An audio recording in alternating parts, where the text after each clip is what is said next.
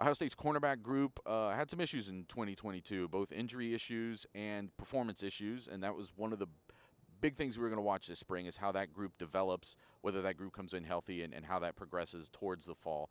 Nathan Baird from cleveland.com here, along with Doug Lesmerises and Stephen Means. We can get to watch the third practice of the season Tuesday after Ohio State came back from spring break. But we did get some reports, and we were talking to Ryan Day, and one of the first groups out of his mouth today that he's impressed with so far this spring has been the cornerback group. And Jim Knowles puts out his silver bullets of the day from the first two practices, and it's been cornerbacks, Denzel Burke and Jair Brown. So kind of a small internal thing, but I think it tells you it's important when you're picking from the whole defense. Stephen, why do you think those things are important signs for this group this spring? Yeah, he talked about the fact that they're getting their hands on balls. Actually, last time we watched practice, I saw David Igmanosin get his hands on the ball and get a pick and get an interception in one of those. It's a big deal because of the way Jim Knowles likes to call this defense at times. It can be uber aggressive, and it puts these cornerbacks in positions where they have to make plays. And that didn't happen last year for various reasons, whether it was injuries or just guys not, showing up to the bill that day.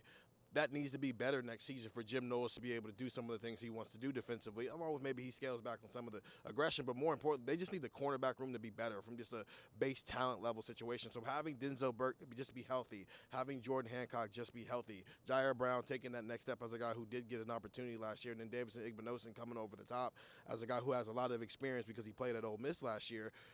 If they're seeing good returns on that already, for what it's worth, given that you're trying to also have a quarterback battle, that's a good sign of what may come down the line as these guys get more comfortable.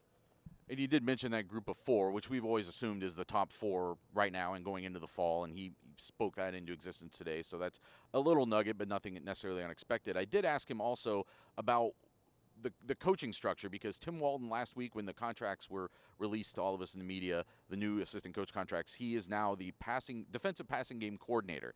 And there is a somewhat of a structural change there that Ryan Day said that now the cornerbacks and safeties will meet together more often. And giving him that title is kind of reflective of now the chain of command and how that'll all kind of come together in one unit more often than maybe it did last year.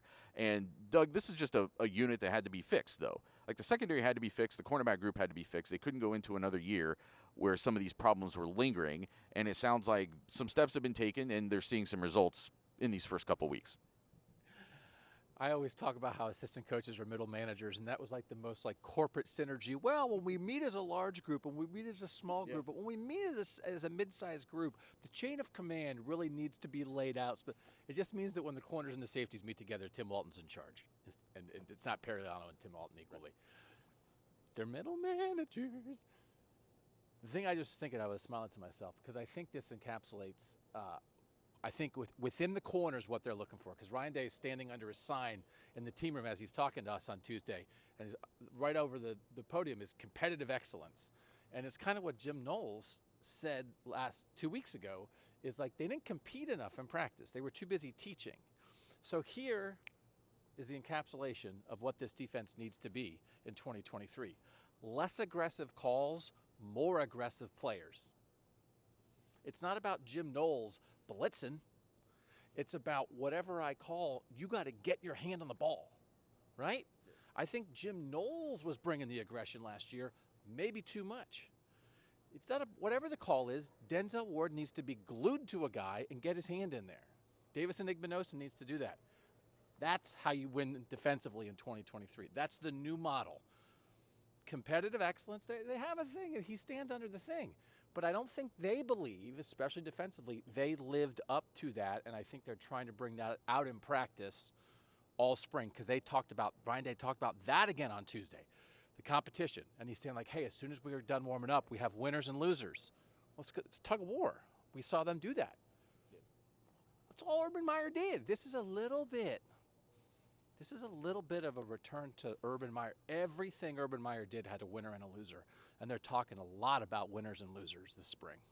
And listen, the results had already borne that out, that you could look back to last year and say that the competitive excellence wasn't there. In the biggest games of the year, the most important games of the year, it wasn't there from the secondary standpoint. And you can say that they're middle managers, and I agree with where you're coming from on that. But when that one unit, I mean, in the margins of the biggest games of the year, when one unit isn't up to that level, that's how you lose. That's how you end up not winning the Michigan game. It's how you end up not being in the Big Ten championship game. How you end up not playing for the national championship when otherwise maybe you should have.